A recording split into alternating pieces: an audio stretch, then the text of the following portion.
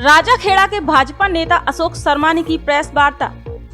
धौलपुर जिले के राजाखेड़ा विधानसभा क्षेत्र के भाजपा के प्रत्याशी रहे अशोक शर्मा ने गुरुवार को जगन भवन धौलपुर स्थित अपने निज निवास पर प्रेस वार्ता की, जिसमें उन्होंने राजस्थान वित्त आयोग के अध्यक्ष व पूर्व मंत्री प्रद्युम्न सिंह और राजाखेड़ा विधायक रोहित बोहरा पर जमकर निशाना साधा। प्रेस वार्ता में भाजपा नेता अशोक शर्मा ने क्या कहा, आप खुद सुनिए। प्रेस कॉन्फ्रेंस में मैं आप सभी पत्रकार बंधुओं का स्वागत करता हूं, हार्दिक अभिनंदन करता हूं।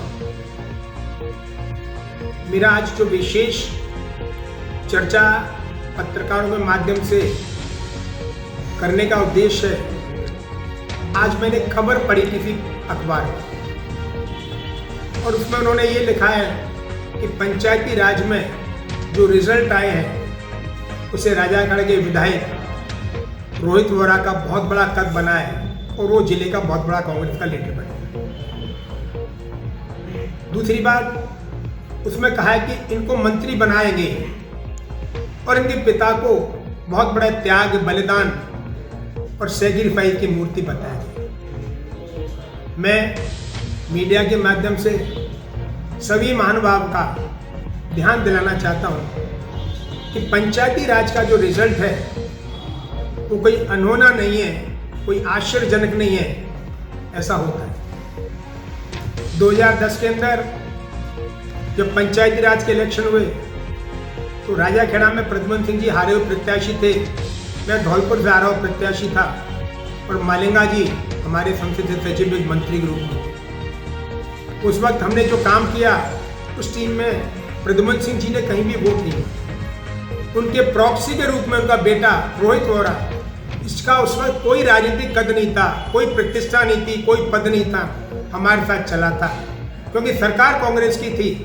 तो 6 की 6 सीट राजाखेड़ा के अंदर कांग्रेस की जीती और प्रियंका को हमारे नेतृत्व में अनअपोज प्रधान बनाया गया राजाखेड़ा का, क्योंकि राज कांग्रेस का था। उस वक्त हमने वोट मांगे और जिला प्रमुख वही बनी जिनको अब बनाया गया। उसके बाद 2015 के अंदर जब जिला परिषद के इलेक्शन हुए तो राजाखेड़ा के अंदर 6 की 6 सीट बीजेपी की और जिला प्रमुख भी बीजेपी का बने।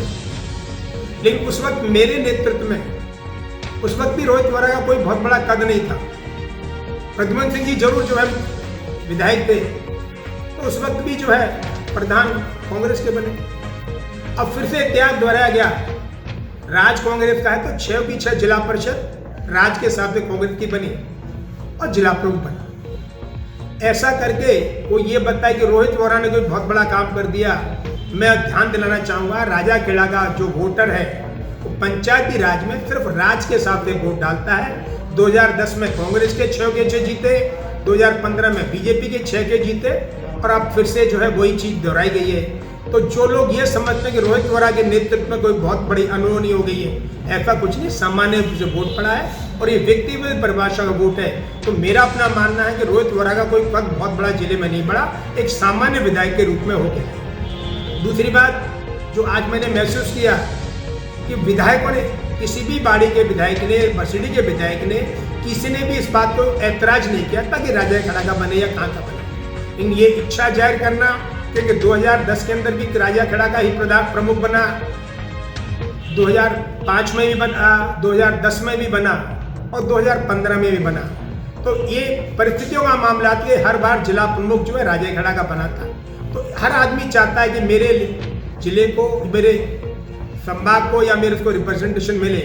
ऐसा कह के कोई आदमी ने गुनाह नहीं किया, परिस्थितियों का समझौता हुआ और 2 वोट तो बीजेपी भी कांग्रेस में गए। तो इसमें किसी एक को श्रेय देना चाह रहे हैं, किसी को कद बनाना, ये बहुत गलत बात है। उस अखबार में लिखा कि वो मंत्री बनेंगे, मेरी व्यक्तिगत राय है और मैं रोहित बोहरा को बहुत ढंग से जानता हूँ। रोहित बोहरा पे कांग्रेस मंत्री पद तो बहुत बड़ी बात है, संतरी भी बनाने की हैसियत नहीं रखेगी, ऐसे ही घूमता रहेगा सामान्य विधायक से, उसकी कोई हैसियत नहीं है। मैं इस मंच के माध्यम से कहना चाहता हूँ कि जिन लोगों को गलतफहमी दूर करो, रोहित बोहरा ने कोई अनहोनी नहीं की है, परिस्थितियों से समझाता हुआ और इतिहास दोहराया गया, इसीलिए जिला परिषद वहाँ पर कांग्रेस की बन गई। दूसरी बात उसमें पढ़ा गया कि इन्होंने अपने 2 विधायकों को लेकर राज बनाया। अरे भैया, गद्दार आदमी, भगोड़ा आदमी जो किसी नेता के साथ गुड़गांव चला गया, हरियाणा चला गया, वो इसीलिए गया तो उसको अपना स्वार्थ दिख रहा था कि वहां पर कुछ बन जाए तो मिलेगा, और सरकार इसने नहीं बचाई। हर विधायक अपने हिसाब से आया। जब ये डर गया, इसको लगा कि इसका भविष्य खत्म हो रहा है, तो बग्गे जैसलमेर पहुंच गया। और अगर माध्यम के कहना चाहूं, इसने प्रेस कॉन्फ्रेंस में ये नहीं कहा कि मैं सरकार बचाने आया हूं। बड़े मीडिया पे पत्रकारों के बीच में मीडिया में ये कहा था कि मैं कांग्रेसी हूं, तो कांग्रेसी तो था ही। तो ये सोच के रोहित वोरा ने सरकार बनाने में, बिगाड़ने में किया, ये बिल्कुल गलत है। वो तो खुद डरा हुआ बैठा है। और जो आदमी पीठ में छुरा भोंकते भगे, जैसे कि उनके परिवार का इतिहास है, जयचंद को इनाम नहीं मिलता है, सजा मिलती है। और जो गलती उन्होंने इस प्रकरण में की है कि हरियाणा से भग के जैसलमेर गए हैं, मैं आपको विश्वास दिलाना चाहता हूं कि लोग इनसे बहुत नाराज हैं। और इस इलेक्शन में रोहित वोरा की हिम्मत नहीं है कि किन्हीं गांव में जाके वोट मांगेंगे। जब जाएंगे तो इनका तिरस्कार होगा, अपमान होगा, और इनको अपनी गलती का एहसास होगा कि जिसके साथ आप दगा करते हो उसको कभी भी सम्मान नहीं होता। उसके अंदर लिखा गया है, जो मैंने पढ़ा, कि प्रद्युम्न सिंह जी बहुत बड़ा त्याग करेंगे, इनके बेटे को मंत्री बनाएंगे तो पद छोड़ देंगे।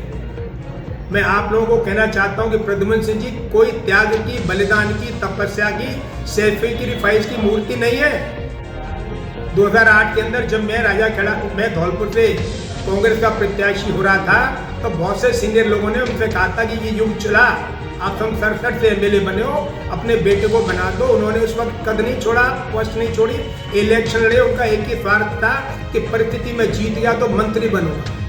वो आदमी अगर चाहता तो जिस तरह मेरे पिता ने त्याग किया, बलिदान किया, अपनी जगह मुझे लड़ाया, तो 2008 में अपने बेटे को लड़ा सकता था। प्रद्युम्न सिंह जी ने कोई त्याग नहीं किया, इत्तेफाक से वो हार गए।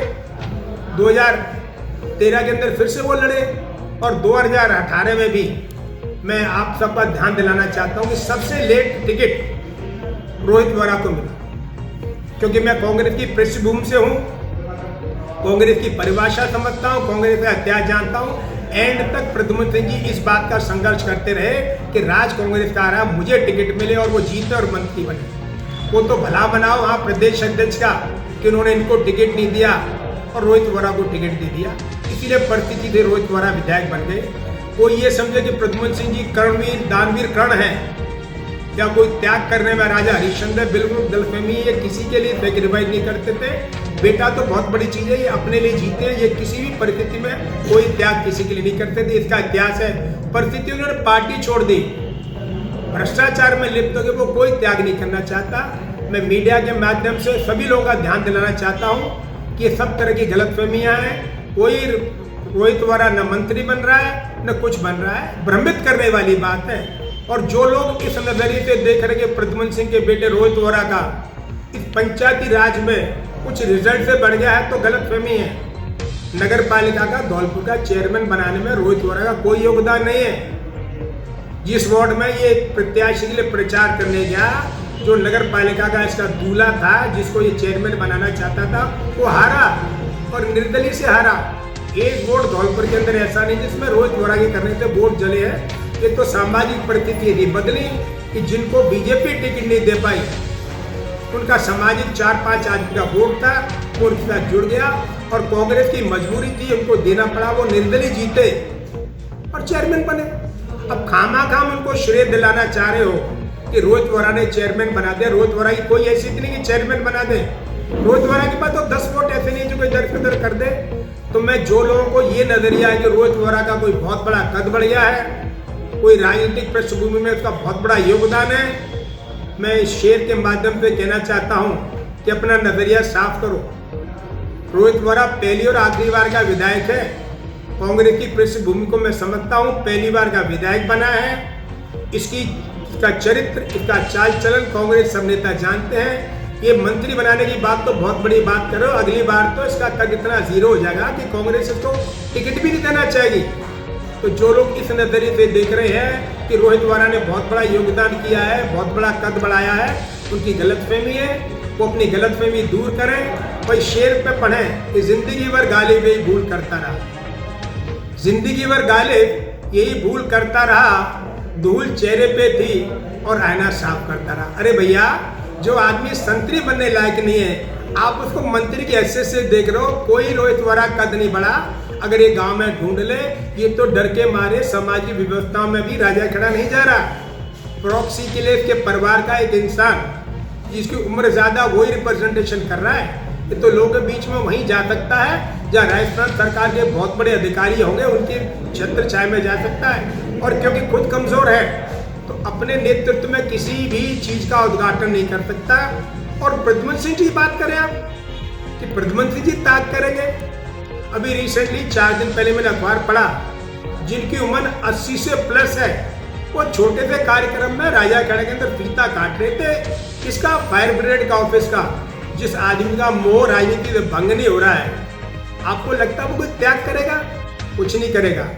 मैं ये प्रेस मीडियम में इसीलिए कहना चाहता हूँ, कुछ लोगों के दिमाग में गलतफहमी की इनका चरित्र बहुत उज्ज्वल है, कुछ नहीं है। ये खास मतलबी लोग हैं, ये किसी का साथ नहीं देंगे और राजाखेड़ा का तो जीवन में कभी विकास ये करेंगे ही नहीं। इनका माध्यम में अगर राजाखेड़ा का विकास करना है तो धौलपुर की राजनीति क्यों कर रहे हैं? और कांग्रेस की जो पृष्ठभूमि है उसमें हर काम उस आदमी के माध्यम से होता है जो प्रत्याशी होता है, चाहे वो विधायक बने या न बने। अगर धौलपुर के अंदर कोई भी चीज हो रही है तो कांग्रेस के प्रत्याशी सम्मानीय डॉक्टर शिवचंद्र के माध्यम से हो रही है। रोहित वरा श्रेय को खामखा लेना चाह रहे हैं और पत्रकारों से भी मेरा विनम्र निवेदन है पब्लिक से कि कोई श्रेय आप रोहित वरा को देने की तकलीफ नहीं करें। हाँ, एक चीज जरूर हो गई है कि नगर पालिका के अंदर ठेकेदारी राजाखेड़ा के लोगों ने आके यहाँ पर एनक्रोचमेंट कर दिया, पैसा जरूर करा मारे हैं। इसके अलावा कोई योगदान रोहित वरा का नगर पालिका के विकास में नहीं है। ये मैं मीडिया के माध्यम से बात आपको कहना चाहता हूँ। आप सब यहाँ पधारे,